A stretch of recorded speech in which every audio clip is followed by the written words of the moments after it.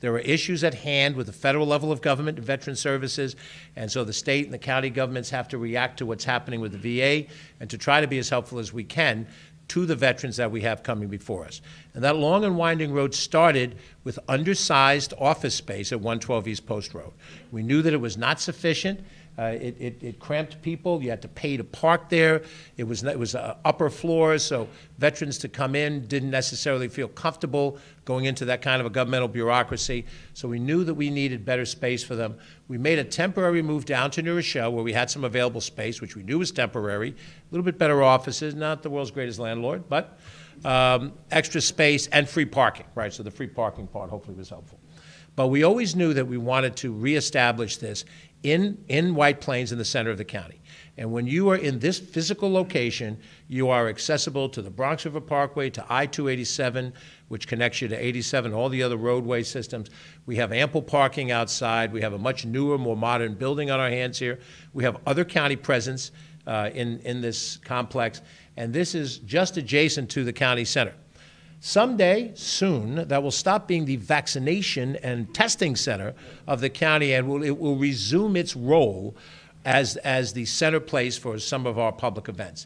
And I could envision no better place for Ron and his team to plan events for veterans than right across the driveway in the county center, easily accessible, and I view that as a great plus for being in this particular location as part of that. Those of us who are in government know that we have the privilege of serving because of the service that the people in the military, all people in the military, have given to us and have created for our beautiful nation. So I'm very excited about this. We're going to definitely be partners with the administration to make sure this office and all of our veterans receive the services that they deserve and that we can give them.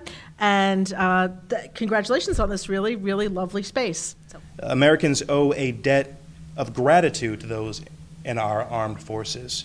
A debt that we must now repay by taking good care of those who gave so much for our nation.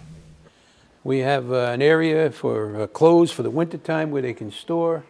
These are our counselors' offices. They're all private. The conference area here accommodates the meetings of the Westchester Veterans Alliance. We have people that come in and ask for medals that they earned, that they don't have. A family is asking for their grandfather's discharge papers or his medals, and we order them for them and keep that going. This is my senior counselor, Dan Griffin, and he is been here for decades now. He processes the most difficult of all the claims. He's also the executive director of the Westchester chapter of the Vietnam Vets of America.